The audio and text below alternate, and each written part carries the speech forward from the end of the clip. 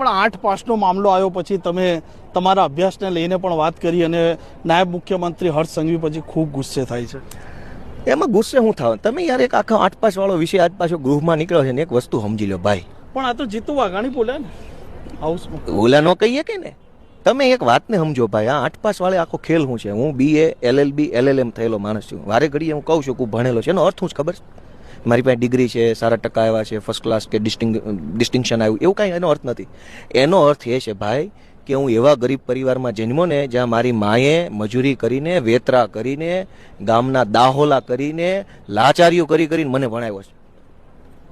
તો મારી માએ ગામના ખેતરોમાં મજૂરી કરીને, ગામના ઠામડા ઉટકીને કે ગામને ત્યાં વેઠ ઉતારીને પૈસા કમાઈને એના છોકરાને ભણાવ્યો હોય ને એ છોકરો ભણી ગણીને કાંઈક સમાજમાં આગળ નીકળ્યો હોય તો અમે જીવશું ત્યાં સુધી વટથી કહેવું કે એમ ભણેલા છે. કેમ કે ભણતર અમને આસાનીથી નથી મળ્યું.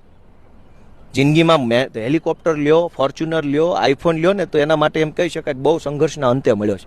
કેમ કે એ લક્ઝરિયસ વસ્તુ છે, મોજ શોખની વસ્તુ. ભણતર મોજ શોખનું નથી. અમારે તો ભણતર લેવામાં તે કેટલો વળ ખાવા પડ્યા છે. એ કેટલો સંઘર્ષ કર્યા પછી, કેટલી વેટ કર્યા પછી, કેટલી મજૂરી પછી તો અમને ભણતર મળ્યું છે. તો એ ભણતરનો વટ તો અમે કરશું.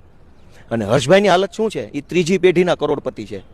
3 પેઢીથી રૂપિયાવાળા છે. કરોડપતિ, હજારપતિ નહીં, લાખોપતિ નહીં, કરોડપતિ. 3 પેઢીથી દાદાજી વખતના રૂપિયાવાળા છે, છતાંય ભણ્યા વગરના રહી ગયા. પોતે ત્રીજી પેઢી રૂપિયાવાળાના છોકરા ભણ્યા વગરના રહી જાય કોઈ દિવસ? ત્રીજી પેઢીના રૂપિયાવાળા હોવા છતાંય તે ભણ્યા વગરના રહી ગયા છે. તો એ વાતનું મનોમંથન કરવાના બદલે આઝાદી પહેલાની સ્થિતિએ જે રૂપિયાવાળા હતા ને એના બાપ દાદાઓ ભણેલા હતા. હું ગામ રૂપિયાવાળા હતા, ભણતા હતા. જે ગરીબ હતા ને પૈસા વગરના ગમે એ જ્ઞાતિમાં, એ ભણી નથી શક્યા. પહેલી પેઢીનું ભણતર છે ને કોઈ પણ નાતમાં પહેલી પેઢીનું ભણતર છે ને 1980, 85, 90 આસપાસ આવ્યું પહેલી પેઢીનું ભણતર. હું મારા ખાનદાનનો બીજી પેઢીનો ભણેલો. પહેલી પેઢીમાં મારી માં છે, એને લખતા વાંચતા ખાલી આવડે છે, બહુ જાજુ કાંઈ ફાવતું નથી. અંગ્રેજી વાંચી શકે છે બધું, ગુજરાતી વાંચી શકે અને ગુજરાતી લખી શકે છે. અમારે લોકોએ ભણવા માટે સંઘર્ષ કરવો પડ્યો છે, મજૂરીઓ કરવી પડી છે, ભાઈ સાહેબ બાપા કરવું પડ્યું છે, એડમિશનો લેવા માટે કેટલાય લોકોને હાથ જોડવા પડ્યા છે. અને એટલો સંઘર્ષ વેઠીને અમને માત્ર મળી છે ડિગ્રી. હું કાંઈ બની નથી ગયો નાસાનો સાયન્ટિસ્ટ.